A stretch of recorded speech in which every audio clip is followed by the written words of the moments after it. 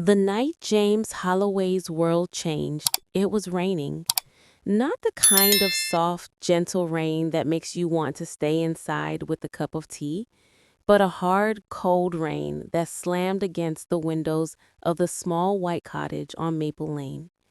The wind howled through the trees, and thunder rolled far in the distance, echoing like the growl of something ancient and restless.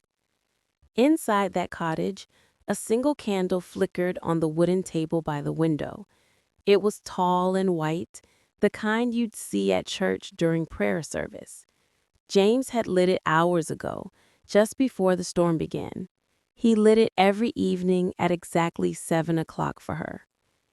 "Good night, Margaret," he whispered softly, his tired eyes resting on the photo beside the candle. The photo was old and slightly faded. It showed a young woman with kind eyes and a smile that seemed to glow brighter than the summer sun. She was his wife, Margaret Holloway, gone 7 years now. For 7 years, James had followed the same quiet routine. At 7, he lit the candle. He'd pour himself a cup of tea, sit by the window, and watch the candle burn.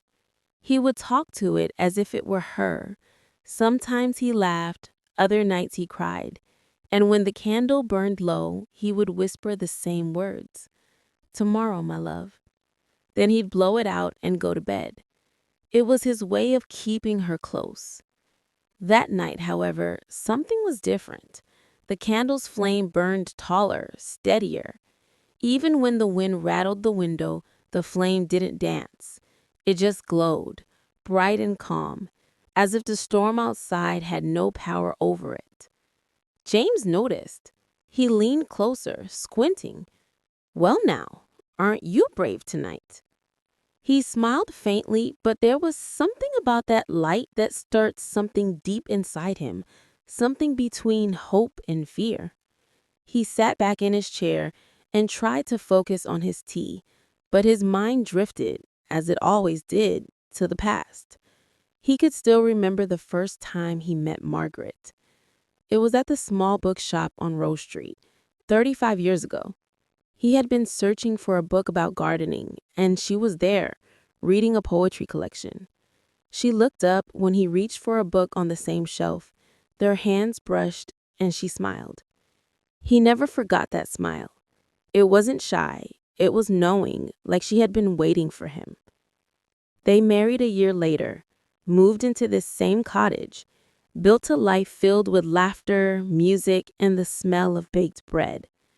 Margaret loved candles.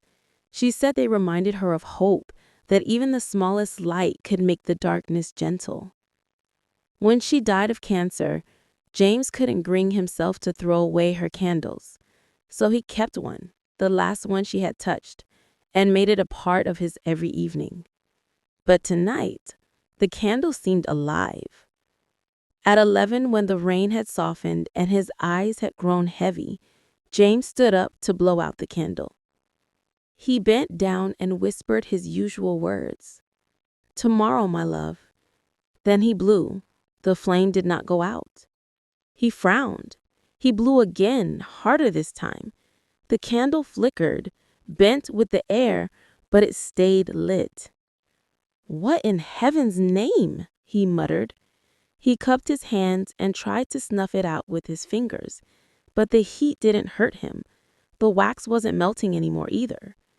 The flame just burned, steady and silent. James stared at it for a long time. The room was quiet except for the ticking of the wall clock and the rain outside. Finally, he shook his head, sighed, and said, "Maybe I'm too tired for your tricks." He turned off the lamps and went to bed. But even from his bedroom, the candle's light reached the hallway. It glowed through the darkness like a promise or a warning. The next morning, the candle was still burning. James froze in the doorway. No, no, that can't be. The same tall flame, pure and golden, danced on the wick. The wax had not melted a bit. The air smelled faintly like roses, Margaret's favorite scent. For a long moment, James simply stood there, his heart beating faster than it had in years. He didn't know whether to be afraid or grateful. He touched the candle again. The wax was cool, smooth, untouched by heat. He whispered, "Margaret?" The house said nothing. The only sound was the gentle hum of the morning wind outside. Later that day, his neighbor, Mrs. Collins, stopped by with a basket of muffins. She was an elderly woman with sharp eyes and a warm smile. "Good morning, James," she said. "You didn't sleep much, did you? You look pale." He managed to smile. "Just a strange night." As she placed the basket on his table, she noticed the candle. "That's a lovely one. New?" James shook his head. "No, same one I've been lighting every night, but—" He hesitated. "It hasn't gone out." Mrs. Collins frowned. "What do you mean?" He gestured toward it. "It's been burning since last night. I tried to blow it out. It wouldn't." She laughed softly, thinking he was joking. "Maybe you're just lucky. You bought a magic candle." He smiled politely, but his mind was far away. After she left, he sat back down in front of the candle, staring at it like it was an old friend who had come back from the grave. That evening, as the sun dipped behind the hills, James heard something. A faint sound. A whisper. It came from the direction of the candle. He froze. It wasn't a voice exactly, more like a breath, soft and familiar. He leaned closer. "Who's there?" Nothing. Just the flame, dancing gently. He rubbed his face and laughed nervously. "You're losing it, old man." But the whisper came again, clearer this time, like a sigh wrapped in memory. "James." He dropped his teacup. It shattered on the floor, tea spilling across the wooden boards. He stared at the candle, his lips trembling. "Margaret?" The air grew warmer, filled with the scent of roses again. James felt his knees weaken. He pulled the chair closer, his hands shaking. If this is real, talk to me." The flame bent slightly, flickering toward him, as if responding. "Do you remember our song? The one you used to hum when it rained?" The flame flickered twice. Tears filled his eyes. "It's you," he said. "After all these years, you found a way." That night, James didn't sleep. He sat by the candle and spoke softly, telling her everything about the loneliness, the garden she loved that still bloomed every spring, the nights he sat alone listening for her voice. He could have sworn the flame danced brighter when he spoke of their happiest days. When dawn came, James closed his eyes, smiling faintly. "Thank you for staying." For the first time in years, he felt peace. But as he drifted to sleep in his chair, something strange happened. The candle's light grew brighter, spilling across the room until it touched the framed photo beside it. And for a brief, impossible moment, the woman in the picture smiled. The morning sun broke through the curtains, casting soft light across the room. James woke up, still sitting in his chair, his neck stiff and his back aching. For a moment, he forgot where he was. Then his eyes found the candle. It was still burning. The same golden flame stood tall and bright, untouched by time or wind. The wax looked exactly as it did the night before, smooth and perfect, like it hadn't melted at all. James rubbed his eyes and blinked hard. "Still here," he murmured. He reached out his hand, his fingers hovering near the flame. He could feel warmth, but it wasn't the sharp heat of fire. It was gentle, like sunlight on his skin. A strange comfort filled him. He couldn't explain it, but somehow the light didn't scare him anymore. James had always been a quiet man. Since Margaret's passing, his gaze followed a simple rhythm: Morning tea, tending the garden, a short walk to the post office, and evenings by the candle. But today felt different. Today, he couldn't focus on anything else. He found himself talking to it again. You know, he said softly, if this is you, Margaret, you've found quite a way to make a stubborn man believe again. The flame wavered, almost as if nodding. He chuckled nervously. You always said I was too proud to admit when something was beyond me. Guess you were right.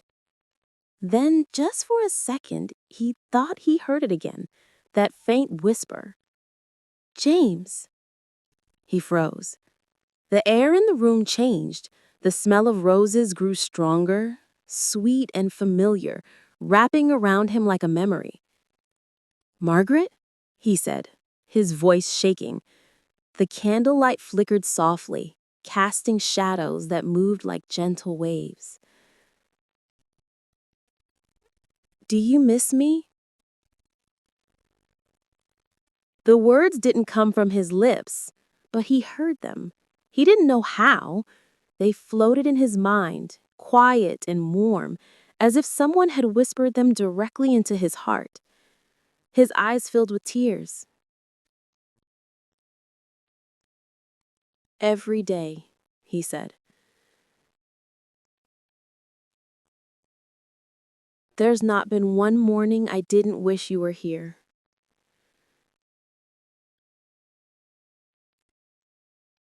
The candle shimmered brighter for a moment. Then the room grew still again. James sat there for a long while, afraid to move. He didn't know if he was dreaming or losing his mind, but whatever this was, it felt real. Later that afternoon, when the postman, Mr. Riley, stopped by, James almost told him, but he stopped himself. What would he say? That a candle was talking to him? That his dead wife's scent filled the air every time it flickered? They'd think he'd gone mad. So he just smiled, collected his letters, and said, "Thank you, Riley. Lovely day, isn't it?" That evening, the candle burned as it always did, steady and beautiful. But James began to notice something new. The light seemed to shift colors as the hours passed. At times, it glowed golden, at others, pale blue. Once, when he spoke of the garden, it shimmered faintly green, like the leaves in spring. Do you remember the lilacs? He asked quietly. They bloomed early this year. The candle light flickered twice, once, then again, like a heartbeat. He smiled faintly. I took a few to the churchyard. I hope you like them. And then he heard her again, not from the air, but from somewhere deep inside him. They were beautiful. James' breath caught. He looked around the room, half expecting her to be standing there in her old blue sweater, her hair tied back just as it had been the last morning he saw her. But she wasn't. Only the candle burned. Still, her voice lingered in the air, faint but real. He leaned forward, his heart pounding. Margaret, how are you here? No reply, just the soft hum of silence.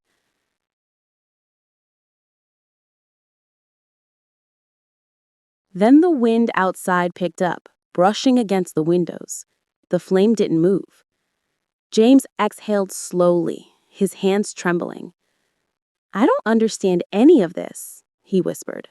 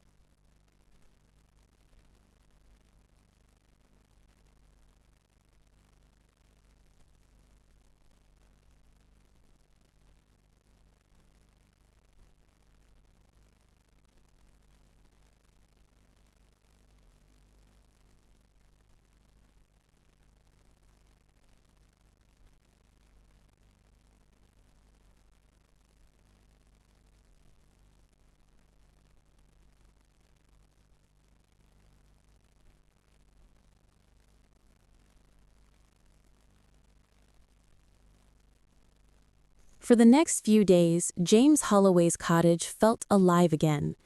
The candle burned day and night, never melting, never fading. It filled the rooms with a golden warmth that seemed to erase the years of silence that had hung like dust in the air. James found himself smiling more, talking more, to the candle, to the empty chair, to the wind outside. He cleaned the house properly for the first time in months. He swept the floors, washed the curtains, and even polished the photo frame that held Margaret's picture.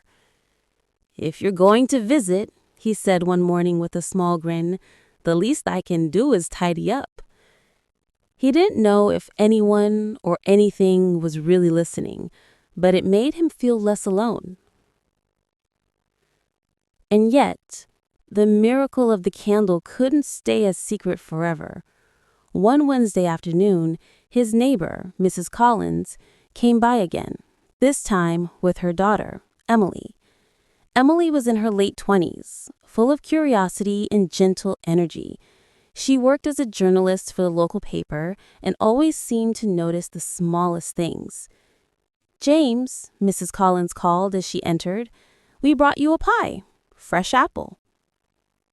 He smiled, grateful for the company. "That's kind of you both. Come in, come in." As soon as Emily stepped inside, her eyes went straight to the candle on the table. "Oh," she said softly, "that's beautiful. It's been burning since the last time we came?" James hesitated. "It has," he said quietly. Emily frowned slightly. "You mean you kept it lit all week?" He shook his head. "No, I tried to blow it out, but it doesn't go out." Mrs. Collins looked at him in surprise. "You're still talking about that, James? You really think that's possible?" He smiled faintly. "I don't think, I know." Emily stepped closer, her eyes narrowing in fascination. "May I?" she asked, motioning toward the candle. He nodded. She bent slightly and blew. The flame didn't even flicker. She tried again, harder this time. Still nothing. Her eyes widened. "That's strange. Are you sure it's not some kind of trick candle?" James shook his head. "That candle was lit the night of the storm last week. It hasn't gone out once since. Look at the wax. It hasn't melted." Emily reached out carefully. The wax was cool to the touch. "It's not even hot," she murmured.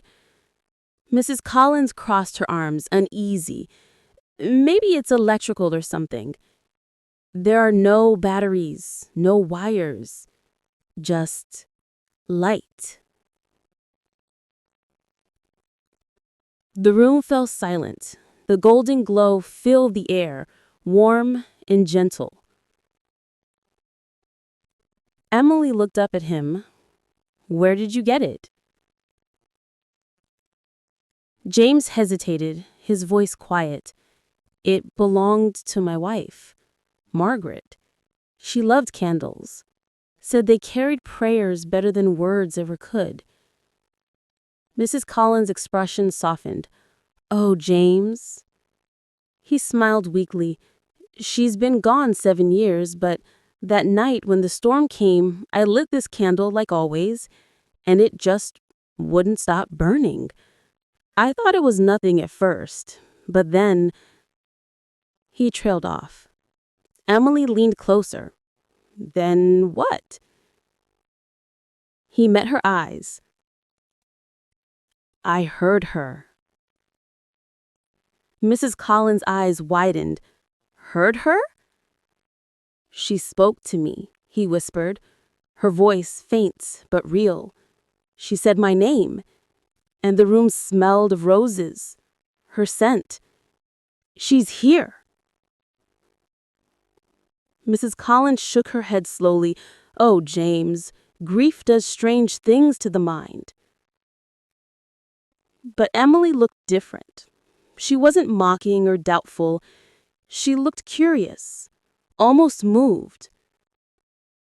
"Can I stay a while?" she asked. He nodded.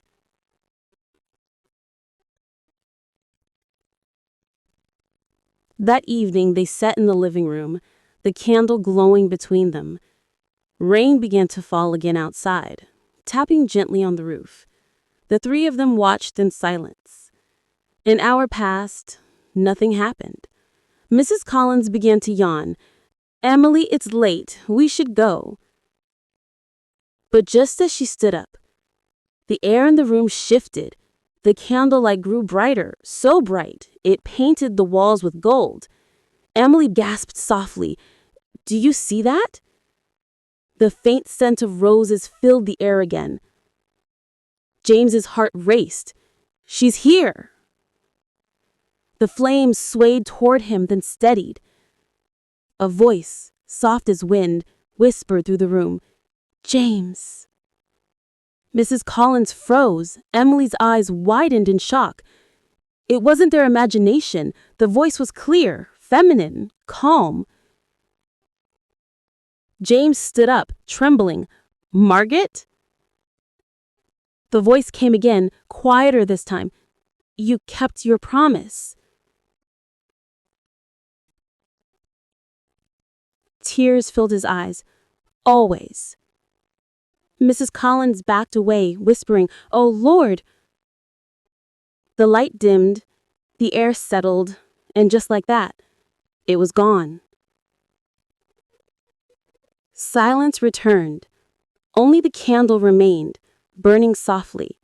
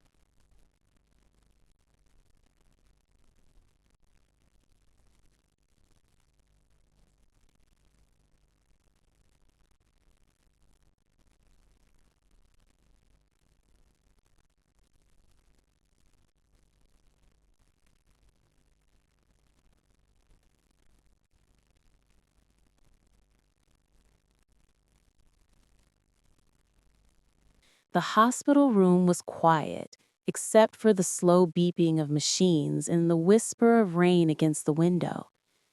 Ethan sat beside Emma's bed, his hands trembling as he held hers. Her skin was pale, her breath shallow. The doctors had said they had done all they could. It was only a matter of time now. Outside, the world carried on. People hurrying home, cars splashing through puddles, lights flickering in distant buildings. But in that small room, time felt frozen. Ethan hadn't slept in days. His face was unshaven, his eyes red from tears that refused to stop. Every few minutes, he would whisper something to her, even though she couldn't hear. "Remember the candle?" he murmured softly, his voice cracking. "You said it would never burn out as long as love stayed alive."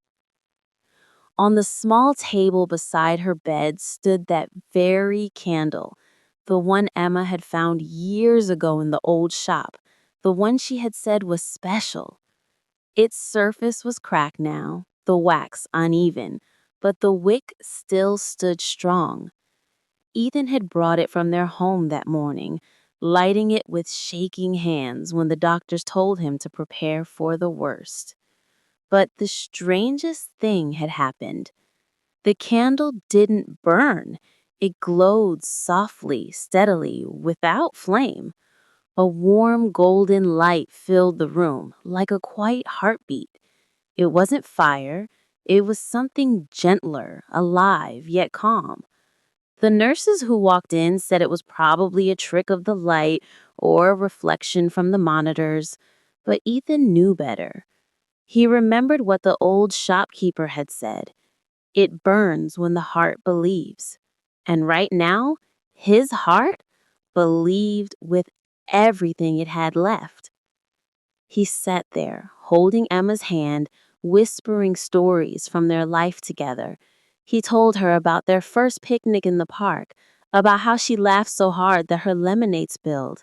He told her about the first time she met his parents, about the night they danced under the stars with no music, about how she always insisted that miracles were real.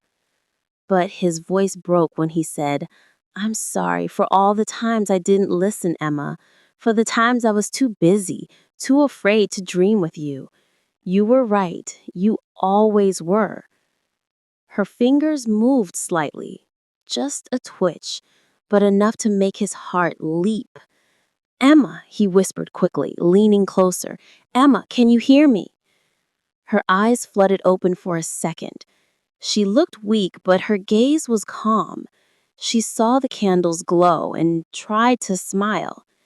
"It's still shining," she whispered, barely audible. Ethan nodded, tears spilling freely now. "Yes, love, it never went out." Her eyes slowly closed again, and her breathing became fainter. The machines beeped slower, softer. Ethan clung to her hand, as if his grip alone could keep her in this world. "Don't leave me," he whispered. "Please, I can't do this without you." The candle's glow suddenly brightened. The light spread across the room, soft and golden, wrapping around them like a blanket. The nurses rushed in, thinking a lamp had caught fire, but there was no heat, no smoke, only that warm, pulsing light. And then, as suddenly as it began, the light faded. The candle went dark. The machines fell silent. Ethan's breath caught. He felt a hollowness sprayed through him as though the air itself had been taken away. He pressed his forehead to her hand, sobbing into the stillness. The world seemed to disappear in that moment. No sound, no color, no hope. But then, a whisper, very soft, like a voice carried on the wind. "Don't cry, Ethan. The light doesn't die." He lifted his head sharply, looking around the room. No one was there. Just him, the candle, and Emma lying still. He wanted to believe he'd imagined it, that his tired mind was playing tricks, but then he saw it. The candle flickered again, just a single spark, then another, and another. A tiny flame rose from the wick, not too bright, not too weak. It burned calmly, the same way it had the night they first met. Ethan froze, his tears stopped, his heart beat faster.